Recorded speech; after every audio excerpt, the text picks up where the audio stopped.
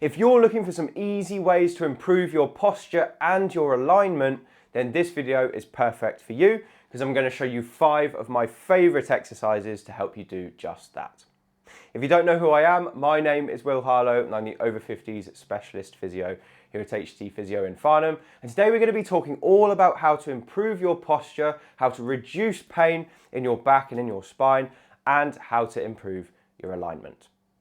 Now, many people wrongly think that posture is just something that gets worse as we get older. But for many people, that process is reversible.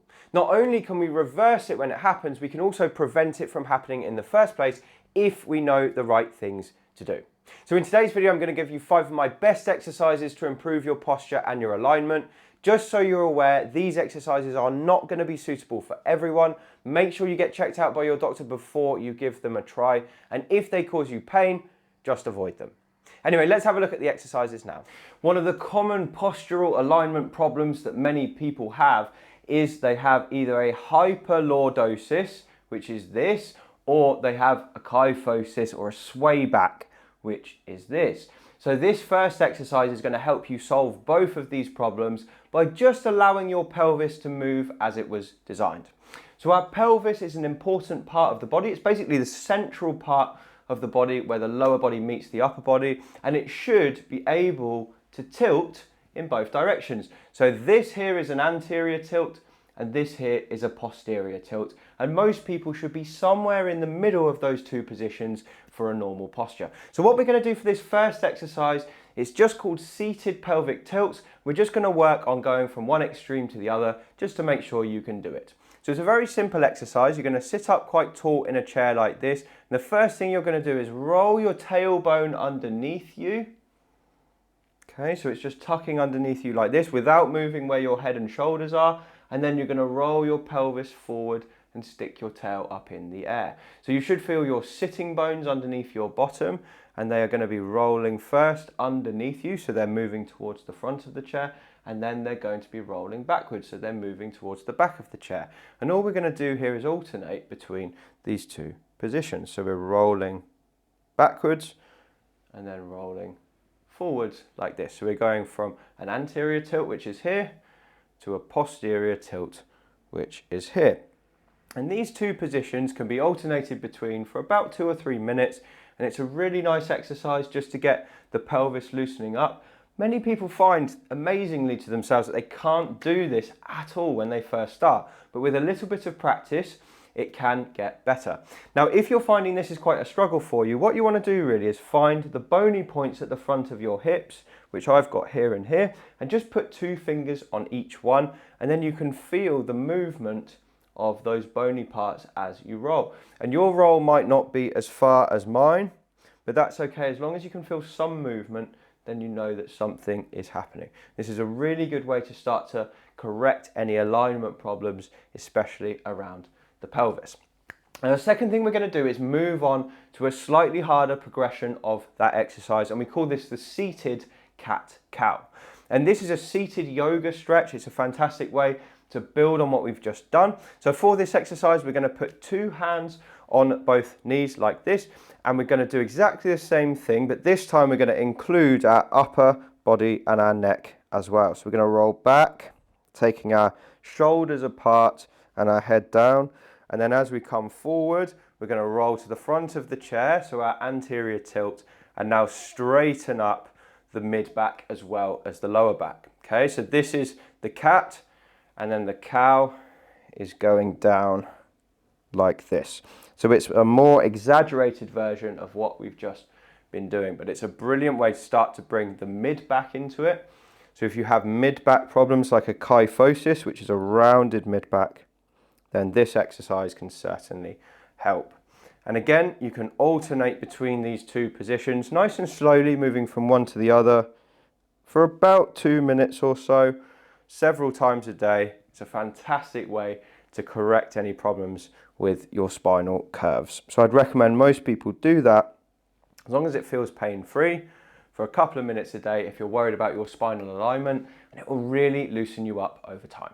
Now we're going to do another exercise that targets the middle of the body, or the thorax, And the reason we're doing this is because many people end up rounded, and this is a poor posture for most people because it means your curve in your spine is like this. There's a lot of stress on some of the muscles around the spinal column in that position, and it causes thoracic pain for many people. It's really common in desk workers who end up hunched over their computer, but there's a lovely way to correct it from a seated position. So this exercise is called the chest opener stretch, and it's a stretch for your pectoral muscles, which end up quite tight when we round our shoulders, but it also helps to bring us into thoracic extension, which is such an important movement if you want to reduce pain in your neck, your shoulders, and your mid-back.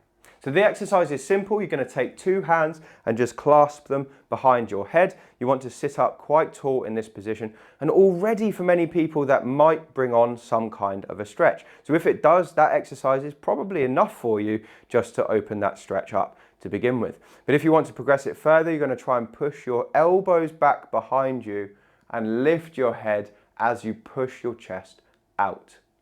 Now you can hear that this actually takes some of my breath away because I'm quite tight in this position, probably because I sit for a bit of the day. But if I open the chest and the shoulders up, I can feel that stretch across the front of my chest. And breathing deeply into it will help to relieve some of the tension. Now I can also feel my mid-back going into extension, which is a good thing for me because I spend too much time in flexion, as most people do.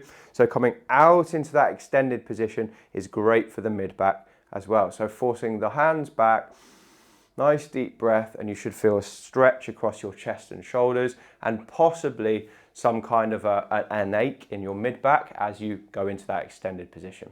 Now for most people, holding that for 30 seconds is a great way to get that stretch underway. But if you start to feel pins and needles or numbness in your arms, just bring your elbows in slightly to take the pressure off the stretch, and that should relieve it.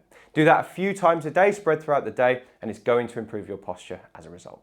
Now I'm going to show you one of my favorite neck correction exercises of all time. But before I show you it, I just wanted to note that 88% of people who watch these videos have not yet subscribed to the channel. So if that's you, scroll down, hit the subscribe button. It's totally free, but then you'll be the first to hear about our videos when they come out, and it really helps me and the channel. So thank you if you do that. So let's have a look at this exercise, and I call this chin tucks on the wall. Now it would be a myth to say that this exercise only helps alignment in the neck, because it actually helps the entire spine. It's one of my favorite exercises for improving how straight the spine is and for improving neck posture as well. So for this exercise to work, you need to lean back against the wall. You want your bottom and your shoulders and the back of your head against the wall. Now, I know many people can't get their head on the wall in this position, so I'm going to show you an alternative if that's you, but if you can, this is going to be a fantastic way to work it. So from this position, what you should find is you've got quite a gap between your chin and your chest. And all we want to do for this exercise is imagine someone's got a string on the top of your head. They're pulling the string upwards, and that's going to bring your chin in towards your chest. Now you shouldn't feel your head leave the wall, so you want your head to stay in contact with the wall the whole time. So I'll show you again. So the head is sliding up the wall, the string is being pulled up, and my chin is coming in towards my chest. Now you can hear that that changes my voice as I do it, because obviously the pressure on the muscles on the voice box like this. But it shouldn't be a painful pressure. You might feel some opening up at the back of your neck, that's quite normal, but what we should get is these muscles under the chin having to contract to bring the neck in. And the reason this is so good for postural alignment is because many people end up like this with a chin poking posture, and this exercise helps to correct it. And it also helps you to use the spine in the right way so that the wrong muscles aren't working to control the neck. If that exercise was too difficult for you and you can't get your head back on the wall like me, you can try doing this exercise with your chin a bit further forward, so keeping your shoulders and your pelvis on the wall, and then just trying to pull the head back towards the wall for a couple of seconds and then relax. So you don't need to be here and grow up the wall. You can start here and pull back, and then as you progress and your neck mobility improves, you can start doing the variant where your head is on the wall. So again, we're going to slide up the wall, pulling the chin in, hold for 2 seconds, and then just allow it to come out. And I like to repeat that 10 times in a row. So 10 in a row with a 2-second hold each time. And it's a great way to start to improve your neck posture. Do that a few times a day and over a few weeks. It's going to make a massive difference. So the next exercise we're going to do to improve your spinal alignment is the cat-cow. We did the seated version of this exercise earlier, but the version of this exercise where you go on all fours is even better because it helps to control the alignment of the entire spine. So it will help to pull in a curve that's exaggerated, or it will help to improve a curve that's been flattened as well. So this exercise just involves getting onto your bed on all fours like this. You can use a mat or you can use a mattress, it doesn't really matter. And the first thing we want to do from this position is just find our hands below our shoulders and our knees below our hips. So we should be in like a tabletop type of position like this. Now we're going to alternate between two positions in turn. The first position is the posterior tilt. So we're going to tuck our pelvis underneath us and grow our back towards the ceiling whilst dropping our head. Okay, so that's position one. And then position two is the opposite. So we bring our tail up in the air, lift the chest and the head, and exaggerate that U-shaped curve in the back. Okay, so that's the second position. So the first position is this, which I believe is the cow. I'm never quite sure which one's which. And then the second position is the cat, which is where the tail lifts up like this. So you're like a happy cat and your spine is in a U shape. Okay, so this is an anterior pelvic tilt and this here is a posterior pelvic tilt. But you can see that the entire spine has to move in order to make these positions possible. Now this exercise should be gentle. We're just alternating from one position to the other. I would recommend doing 10 in each position, probably holding for 2 or 3 seconds each time. You can see that my shoulders and my hips aren't moving forwards or backwards, and I'm not bending my elbows. This is really important because many of my patients, when they first start, they end up bending their elbows to go into one of the positions. We want to keep our elbows totally straight and locked out. And our knees, again, they shouldn't move either. The hips shouldn't be moving back like this or forward like this. They should be staying on top of the knees the whole time. Now, the other thing that it's important to say for the cat-cow is if you have trouble weight bearing through your wrists, you can put fists onto the floor. That doesn't really change anything. It makes it just as effective, but might take away your wrist pain if you're someone who can't weight bear through your hands. And if you have an issue further with that position, you can do a type of cat-cow on your elbows. It's not quite as fluid. You're not going to get as much movement, but it will also be a good alternative if you're not very good with your hands or your wrists.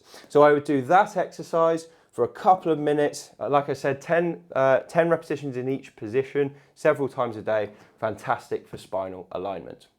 And then the next exercise I've got for you builds on what we've just done. So we're going to stay in this same position. We call this exercise the bird dog. And the reason I like it so much is it can control a scoliosis for many people. And the way it does this is by improving your core strength and your core stability. So I'll show you how the exercise works. The first thing we want to do is get back into that same position we were just in and find the midpoint between here and here. So we're going to find the exact middle, or what feels like the exact middle to us. So for me, if I have a play around, the middle feels like there for me. So I should have a more or less neutral spine. The next thing I'm going to do is just pull my tummy button in towards my spine, just so I'm activating those tummy muscles. And then I'm going to do the first level of the exercise, which is to lift one arm up in front of me like this. Sometimes having a closed fist can activate the core a little bit better. Now I want to do this whilst not changing the alignment of my spine. So I don't want to go like that.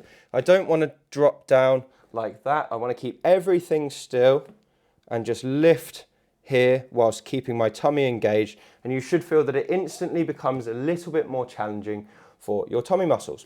So you're going to do that and hold for 5 seconds and then drop the arm back down. Weight bear through the right arm, and then we're going to do the same thing and lift the left and hold that contraction for a couple of seconds and then come back down. Now if you want to progress further, what we can do is keep that neutral position, pull the tummy in, and this time extend one of the legs. So now we've lifted a leg out behind us. We're trying to keep the pelvis totally level without rolling down like this or up like this, keeping everything flat, holding that leg level and then bringing it back in. And then we can swap to the last one. So pull the tummy in again, keep everything neutral and straighten that one out instead, keeping that straight behind us. So that's the level 1 of the bird dog. I'm going to show you the next level, which is where we go opposite arm with opposite leg. So how this looks is like this. We start in the same position, get that neutral position and just pull the tummy in. Now we're going to lift our right arm and our left leg at the same time, keeping that nice neutral spine, and then hold for 3 or 4 seconds. And you should feel your tummy having to work even harder to maintain that position. And then we're going to put it back down, swap sides, lift the left arm and the right leg, holding that tummy in without rotating the spine. Now, if you have a mirror near you, that's even better because you can see whether your pelvis has dropped down or lifted up on one side, and it allows you to keep track without just relying on how it feels. Better still, have someone watch you and see what you're doing.